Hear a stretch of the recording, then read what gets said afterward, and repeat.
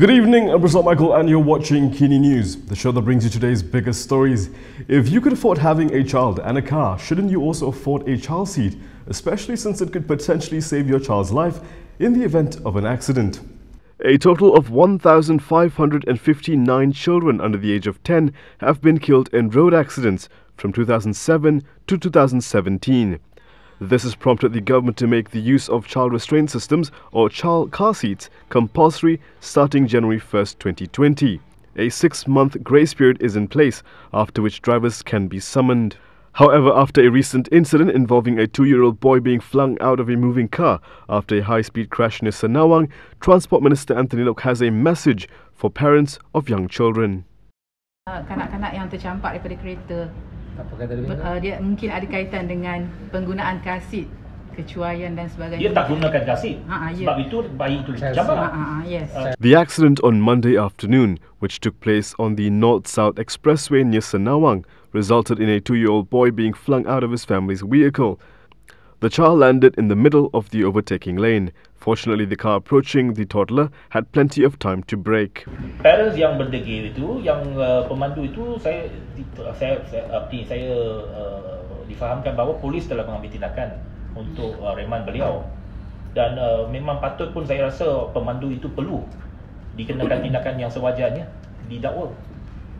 Bayangkan, mereka keluarganya amat nasib baik, bayi itu terselamat.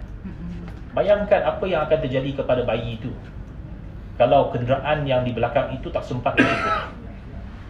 So that, bayi itu amat bertuah. Keluarga itu amat bertuah kerana bayi mereka masih hidup. Bayangkan kalau apa-apa terjadi, apakah mereka ini tak kesal sepanjang hayat mereka. The driver of a Perodua Myvi has been remanded for 3 days to facilitate investigations. Meanwhile, the boy's father, K. Satyasilan, said he was driving on the right lane of the expressway when through his rear view mirror he saw a Honda Jazz flicking its high beam with a Perodua Myvi trailing closely behind. He said the Myvi suddenly came from the left lane and cut across to the right lane, hitting the left rear side of his car. The impact caused him to ram into the divider, causing his son to fly through the window of the front passenger seat. Corruption, will our nation ever be able to eradicate it, or is it too deeply rooted in the system? A special report by Malaysia Kini's Lu Wei Hong dives into how corruption at the Road Transport Department is paralysing the logistics industry. The Road Transport Department has responded to a shocking special report published by Malaysia Kini this morning. In the special report written by journalist Lu Wei Hong, the article outlined how corrupt practices have resumed almost a year after the Penang Road Transport Department was crippled after the MACC picked up 46 enforcement officers. MACC's move spooked officers in other states, prompting them to tell logistic companies to stop bribing them for fear that they too will come on the MACC's radar. But now they're back, this time even demanding to be compensated for the months during which the bribes stopped flowing. A secretary of a logistics company, Ching, not her real name, revealed that her company had to pay over 230,000 ringgit in bribes to RTD officers in 2018, an average of over 19,000 ringgit per month. The bribes are paid to enforcement officers to turn a blind eye to infractions, usually for overloading lorries or to tip off on impeding operations. According to the Malaysia Kini report, payments can be ad hoc, where companies will pay up immediately when their lorries run into trouble at roadblocks, or monthly payments that will entail protection from the enforcers. Reacting to the report, the Road Transport Department said today that it would be lodging reports with relevant authorities. The department also said that it will not compromise on corruption, saying it would take disciplinary action against corrupt officers, including sacking. Tomorrow will mark 3 years since the disappearance of Pastor Raymond Coe. However, the Coe family is not giving up on their pursuit for the truth. 3 years ago, Pastor Raymond Coe was abducted in broad daylight in Petaling Jaya by masked men who ambushed him as he was driving. Since then, there has not been a single reliable lead, and the authorities have not given the family satisfactory answers.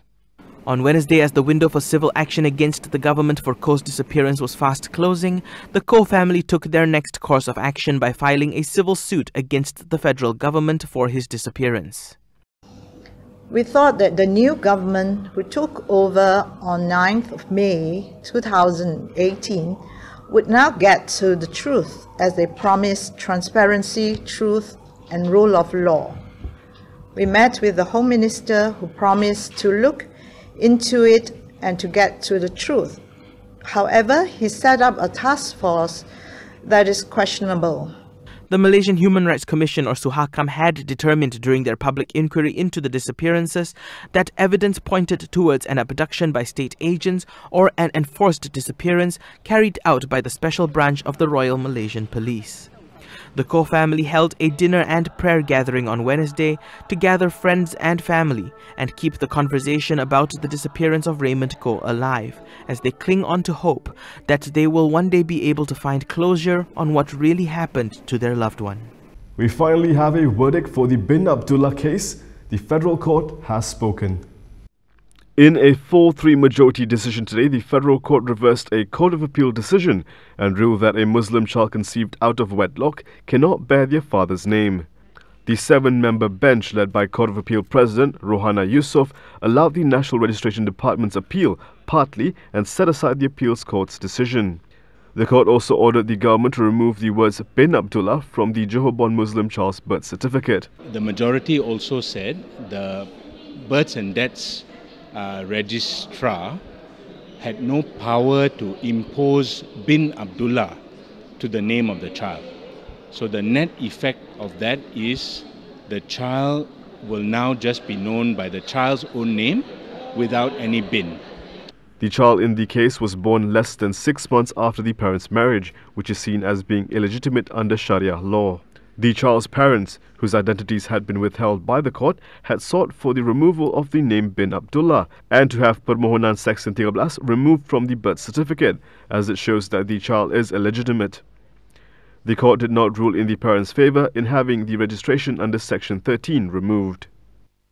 The other thing the majority did was to maintain the endorsement on the birth certificate of registration under Section 13. We had asked for that to be removed because it tells the whole world this child is an illegitimate child, which we felt was unlawful and hurtful to the child. How many books did you read in the last decade? If you haven't read many, maybe this decade is the time to do so. Acting Education Minister Dr. Mahathir Mohamad today launched the National Reading Decade to inspire the culture of reading in the country at University Kebangsaan, Malaysia. While the aim of the 10-year program is to encourage people to read more, Mahathir reminded people to be careful what they read. Di sinilah letaknya cabaran pembacaan hari ini untuk membezakan yang benar dan yang palsu, yang dihasil melalui kajian dan yang dicipta secara picisan. Tuan-tuan dan puan-puan, kerana itu usaha serta program pembudayaan amalan membaca perlulah disusun secara sistematik. According to the Adult Youth Literacy National, Regional and Global Trends 1985 to 2015 report published by the UNESCO Institute of Statistics, Malaysia has a literacy rate of 94%. However, former Education Minister Mazli Malik revealed that Malaysians only read 15 to 20 books on average every year. In a study of 61 countries from the most to least literate, called the World's Most Literate Nations, conducted by the Central Connecticut State University in 2016, Malaysia placed 56th, far behind even Singapore, which placed 36th. Tough times for Luqman Adam. Not only was he removed from UMNO's Supreme Council, he's not even a member anymore. One of Najib Abdul Razak's biggest supporters, Luqman Adam, has defended his action in releasing an audio recording allegedly of UMNO President Ahmad Zahid Hamidi attempting to persuade party leaders to team up with Prime Minister Dr. Mahathir Mohamad. Speculation has been rife that there are attempts involving Mahathir to form a new coalition dubbed Pakatan Nasional to take over the government. The recently sacked UMNO Supreme Council member said this action was only meant to expose the president's purported intent to betray the party, and he denied revealing any party secrets. Luqman's action led him to being sacked by UMNO Supreme Council. Luqman today also confirmed receiving his membership termination letter from UMNO, which was dated February 10th. Appearing undeterred, Lokman claimed that the proposal to form Pakatan Nasional was axed following the audio clip controversy. Coming up next, the single-day death toll in Hubei province has reached its all-time high. Turkey has delivered a stern warning to Syria. All that and more after this.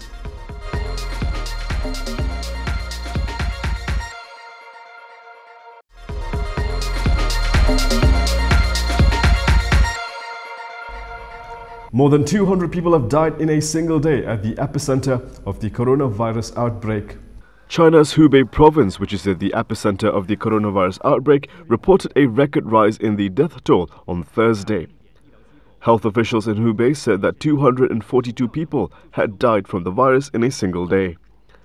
This is the fastest rise in the daily deaths since it was identified in December, pushing the death toll in the country to over 1,300.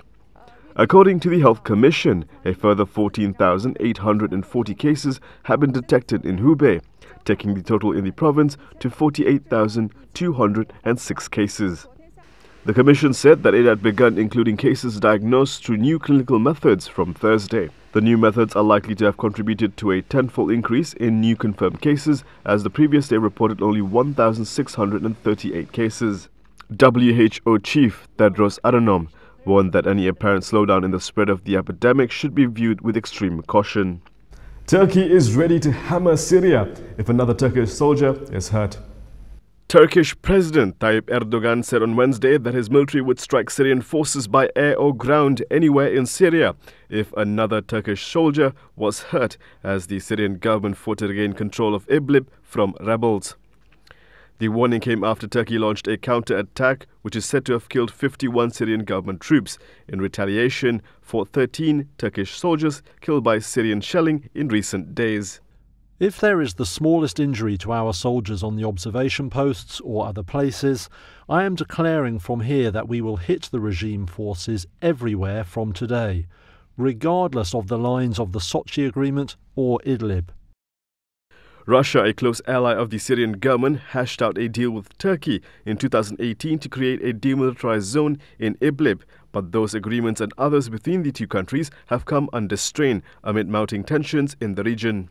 The rapid advance of Syrian government forces in Idlib, the last major enclave of insurgents opposed to Syrian President Bashar al-Assad, has driven nearly 700,000 people from their homes towards the closed-off Turkish border.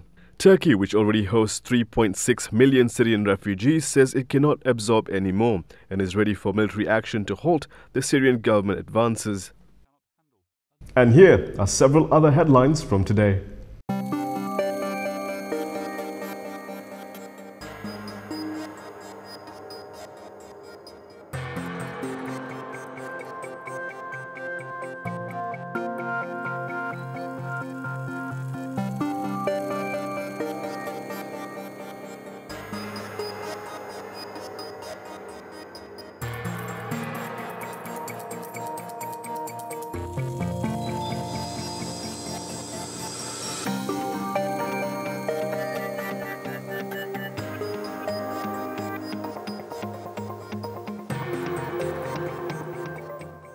And that is all from me today. For more stories, you can go to KiniTV.com. You can also follow us on Instagram, Twitter, YouTube and Facebook for the latest news updates. I'll see you again tomorrow, same time, same place. I'm Prasad Michael. Thank you for watching.